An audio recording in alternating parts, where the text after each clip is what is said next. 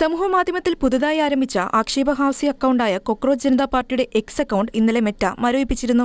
രാജ്യസുരക്ഷയ്ക്ക് വെല്ലുവിളിയായേക്കാമെന്ന ആശങ്കകൾ ഉയർന്നതിനെ തുടർന്ന് കേന്ദ്ര നിർദ്ദേശപ്രകാരമാണ് അക്കൗണ്ട് മരവിപ്പിച്ചിരിക്കുന്നത് എന്നാണ് അധികാരികളിൽ നിന്ന് ലഭ്യമാകുന്ന വിവരം. ഇന്റലിജൻസ് ബ്യൂറോയുടെ രാജ്യസുരക്ഷയെ ബാധിച്ചേക്കാമെന്ന റിപ്പോർട്ട് പ്രകാരമാണ് അക്കൗണ്ട് തടഞ്ഞുവയ്ക്കാൻ കേന്ദ്ര ഇലക്ട്രോണിക്സ് ആൻഡ് ഇൻഫർമേഷൻ ടെക്നോളജി മന്ത്രാലയം മെറ്റയ്ക്ക് നിർദ്ദേശം നൽകിയത്. അക്കൗണ്ട് വഴി പ്രകോപനകരമായ ഉള്ളടക്കം പോസ്റ്റ് ചെയ്യുന്നുണ്ടെന്നും ഇത് രാജ്യസുരക്ഷയെ അപകടത്തിലാക്കുമെന്നും IB ഇൻപുട്ടിൽ വ്യക്തമാക്കുന്നു. ഇന്ത്യയിൽ അക്കൗണ്ട് തടഞ്ഞു വെച്ചിട്ടുണ്ടെങ്കിലും മറ്റ് രാജ്യങ്ങളിൽ ഇത് ഉപയോഗിക്കാൻ കഴിയും. അക്കൗണ്ട് മരവിപ്പിച്ച് 2 മണിക്കൂറിന് ശേഷം സ്ഥാപകനായ അഭിജിത് ദീപ് കെ എക്സിൽ കോക്രോച്ച് ഈസ് ബാക്ക് എന്ന പേരിൽ പുതിയ അക്കൗണ്ട് ആരംഭിക്കുകയും ചെയ്തിരുന്നു. വിഷയത്തിൽ നിയമപരമായി മുന്നോട്ടു പോകുമെന്ന് അഭിജിത് ദീപ് കെ പറയുകയും ചെയ്തിരുന്നു. രാജ്യത്തെ തൊഴിൽരഹിതരും ആക്ടിവിസ്റ്റുകളുമായ യുവാക്കൾ കോക്രോച്ചുകളെ പോലെയാണെന്ന ഇന്ത്യൻ ചീഫ് ജസ്റ്റിസ് സൂര്യകാന്തിന്റെ പരാമർശത്തെ തുടർന്നാണ് cockroach Janata party പിറവിയെടുത്തത്.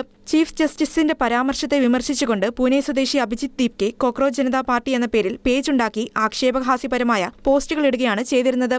National desk Shekinah news.